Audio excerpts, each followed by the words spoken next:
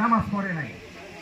দিনাজপুরের ঘোড়াঘাটে হজ পালনের সংক্রান্ত নিয়মকানুন ও প্রস্তুতির উপর এক প্রশিক্ষণ ও সেমিনার অনুষ্ঠিত হয়েছে।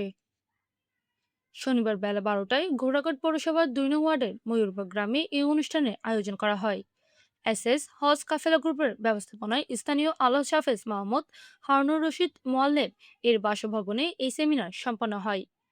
অনুষ্ঠানে সভাপতিত্ব করেন আলহাজ হাফেজ মাহমুদ হারুনুর রশিদ নিজেই।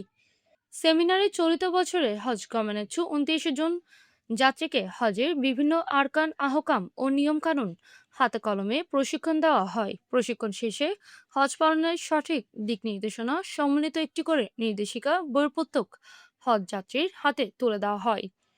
সভাপতির বক্তব্য হাফেজ মাহমুদ হারুনুর রশিদ বলেন, হজ ইসলামের একটি গুরুত্বপূর্ণ স্তম্ভ। হজের প্রতিটি কাজ নিখুঁতভাবে পালন করতে হলে সঠিক জ্ঞান থাকা অপরিহার্য। হজ যাত্রীরা যেন সৌদি আরবে গিয়ে কোনো বিড়ম্বনায় না পড়েন, সেজন্যই আমাদের এই ক্ষুদ্র আয়োজন।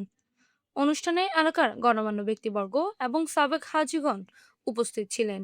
তারা হজ যাত্রীদের বিভিন্ন অভিজ্ঞতা শেয়ার করেন এবং সফরের প্রয়োজনীয় সতর্কতা নিয়ে আলোচনা করেন। প্রশিক্ষণ শেষে হজ যাত্রীদের সফরের সফলতা এবং মুসলিম উম্মাহর শান্তি কামনায় বিশেষ দোয়া ও মোনাজাত করা হয়। এটা অনেক ছোট একটা জায়গা। তারপর আরাফাতে মুজদালিফায় রাত্রে যাপন করতে হয়। পৃথিবীতে যত রাজা বাদশা আসবে, যত এটা মাটি সবাই মাটিতে থাকতো। খালি খালি আকাশে। ঘোড়াঘাট উপজেলার প্রতিনিধি মোহাম্মদ সাহারুল ইসলামের পাঠতত্ত্ব ও চিত্রে পিআই ৭২ টিভি।